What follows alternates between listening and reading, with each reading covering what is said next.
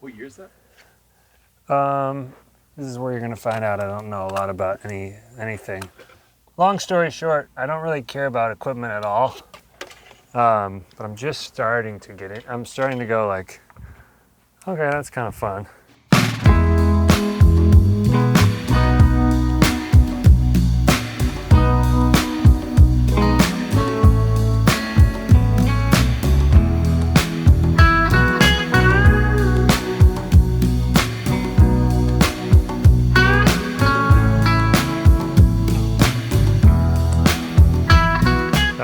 Too much about gear. I don't really know much about gear. This is a 1966 Strat. Everything I've seen you play in videos and live and stuff is this thing. Yeah, I mean, I got it in 2020, I think. Before that, I didn't really have I would say a proper like vintage guitar. I mean, I had like a couple random guitars, like under $1,000 kind of thing. And I just wanted a white Strat. Yeah. And so luckily I have this guy who won't let me just get any white Strat. He's like, no, you gotta get like, these are the years, you know, and he found one for me and was like, call this guy. And when he set it up and I watched him, and when I played it after that, I was like, oh my God, because he just knows how to dial a guitar in. Yeah. And again, I played with guitars that like, you know, for 2 years on tour were like the G string kind of sounds like a banjo-y kind of sound or something. And I love that. And instead of getting it fixed, you just embraced it and thought, this is cool, it's a cool sound. Yes. That being said, I won't let anybody else set this thing up but my friend now, and I'm like, I gotta get, you know, it's gotta be. Can I check it out? Yeah, yeah. Oh, the three-way too. Yeah, that's which nice. That's something I love is I play live all the time in between, and you know, it's fun to try to get it there before the song starts or. Wait, so live you're trying to get that thing balanced? Yeah, I only occasionally kind of use the in between, and again, maybe that's more my philosophy.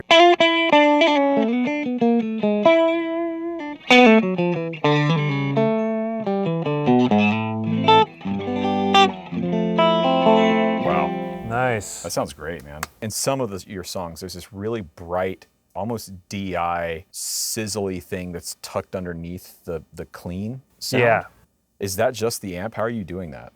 A lot of guitar is like DI, or like I played with a DI for like a year and a half, just like out of my pedals. I get inspired in the moment when I'm in the studio with like chords or melody, and it's more about that first than the sound. And I feel like it's fun for me after the fact to kind of fuck around on the mixing. And when I have like a guitar in my hands or a keyboard or something, like I'm never gonna be like, well, let's hear what like that amp sounds like. I'm gonna go unplug this one, and mostly the cables just stay like where they are. I don't change a thing. I found out about you because when I was playing with Jessie, you played on her record. That's and right. I had to like learn all your parts. Oh, wow. So I started listening to your music and I got really inspired because you make guitar music for non-guitar players. That's how I think of it, at least. Even as a growing up, it's like I just think about vocals, or I'm gravitating to the vocal and I'm listening to stuff.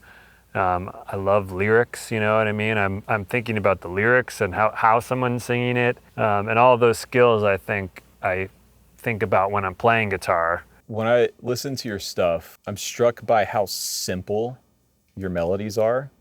And I think as a guitar player, that's actually one of the hardest things you can do. And I think it takes a lot of confidence as a guitar player to do. So how do you do that? I am a guitar player, even though I don't think like one. So I have to kind of find a way how to trick myself to get outside of that, you know, because I can play whatever. So you sit down behind a guitar, and if you went, you know, whatever, that sounds kind of guitar-y, but if you went, that's taking off half the notes, and then it's like, okay, well, instantly like, oh, that's kind of already more memorable than whatever, you know. And that's what a singer would do. A singer would, unless you were kind of rapping, you wouldn't have that many syllables to get across. But again, you have to sort of trick your own mind, because it's like, you know, you could just instinctively just doodle around.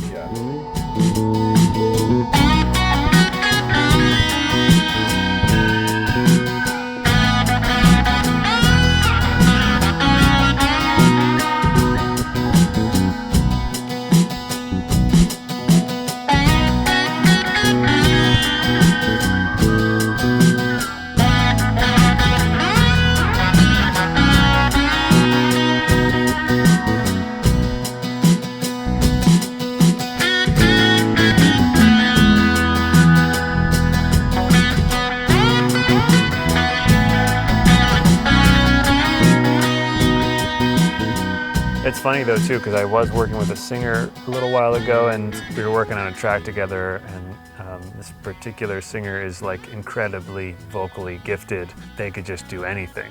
So I did the same exact thing I just did, you know, where they had a melody, and I was like, you know, what if it's just, or whatever the thing was, and it totally, you know, got the song going. So it can happen with any instrumentalist or vocalist. And on the flip side, if you're not good enough or whatever to play stuff, like that might not get you that far either. There's maybe a sweet spot where you're just operating at your peak like the whole time. You can't really play any better or faster, and it's really beautiful. But I feel like a lot of time you kind of have to take what you have and sort of like try to work like against it in a way or something. So how do you take that mentality in when you're working on a record as a session player? One time I did a session with Paul Simon, and all I knew was that he wanted me to play slide on the track, and that the song was in the key of D, because he was like, it's in D. He was, you know, right next to me in the control room in my amp, the engineer, and muted the vocals, and the song started. There was no discernible like other instruments besides percussion and like a low bass. I noticed about, you know, a minute in that I was sort of playing along to his vocal. Then I kind of feel like air coming into my ear, and I'm like, oh yeah, he's right next to me singing into my ear. It just made me feel like I had headphones in, because it was like though you were listening to a final thing. He's like, that was pretty good. Do you want to try another? And in my head I was like, I just got here. There was 10 a.m. and I heard the song once, and I was hoping to be working on it all day until I sort of like, you know, got a sense for the song. So I did another take, and decidedly was like, that one wasn't as good. And he was right. That's something that I would never allow myself to do. Once you're kind of in the zone and you start recording stuff, and you glaze past like the first 10 tracks you do. But when I heard it back, what I had done, I was like blown away. I couldn't even believe it was me. In the case of Jesse Wilson and Pat, like, you know, that was fun because I was sort of like tapped back into my guitar player. Like, it was a similar thing where it's like, I can try more stuff, but like I think he kind of wanted it like raw, but it was fun to just be like, that's good, let's like move on. Yeah, that was fun for me too, getting to play all your stuff, because it pushed me into a different like sonic space than I was like, and it's literally stuck with me to this day. I do that in my own music that I'm working on and playing with other artists. Like, just no, let me find a sound and a texture, and then let that just do the work and play as simply as I can. That was huge for me, and I learned that from what you did on that record. That's cool. Yeah, I like playing, you know, turning up and playing really soft, as opposed to, you know, like that kind of doesn't really leave a lot for your ears to kind of listen in more. But if you just leave some space, it just makes your ears like kind of want to listen more. I covered yesterday Frank Sinatra's version of it. Oh, cool. Which is really good. And if you can think about singing it, and while the drums are going on, it just gave me It's all about just putting certain notes where you'd want them if you were a singer, especially like Frank Sinatra or something. His phrasing is so like incredible. I'm trying to think of songs I did on my new record. One is I covered These Arms of Mine by Otis Redding, but I kind of was thinking a lot about the Neville Brothers have a record they did with Daniel Lanois called Yellow Moon. I'm a huge fan of Aaron Neville's voice, and his phrasing on vocally is like, I don't even know what. He's a machine or something. I'm like, could I put it, is it going to screw you up if I put like a Spotify thing on and try to play along, or like you get... Go ahead, yeah. I'm just like, yeah, exactly. Will you get arrested? Yeah. If I can kind of pick up a little bit on the See, old... now you're talking.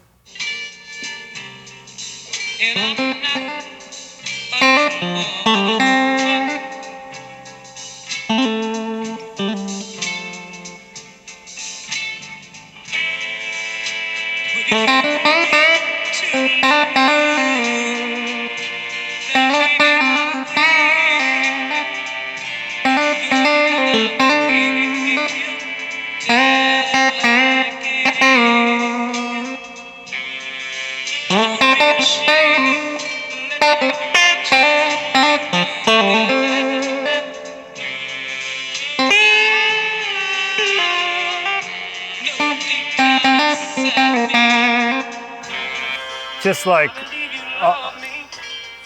he's like dancing all around the beat, and just his phrasing's so like amazing. I mean, he's got so much control. Your vibrato there totally fits the vibe of that, like that real nervous vibrato. Yeah.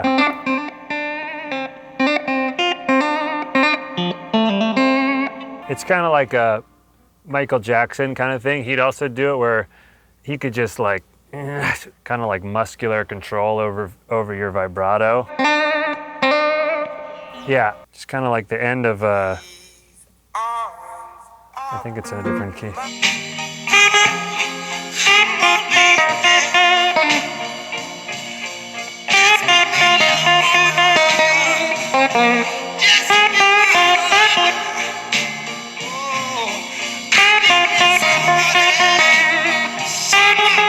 All that kind of like, I mean, he's playing like 3 notes most of the time. Yeah. I just think it's so cool. You're doing, I think, what a lot of great slide players have done, but in a different way. They play very soul, like Aretha lines. Totally. And what you've done here, still soulful, and you're mimicking all of the sort of imperfections in their vocal and bringing it into the guitar.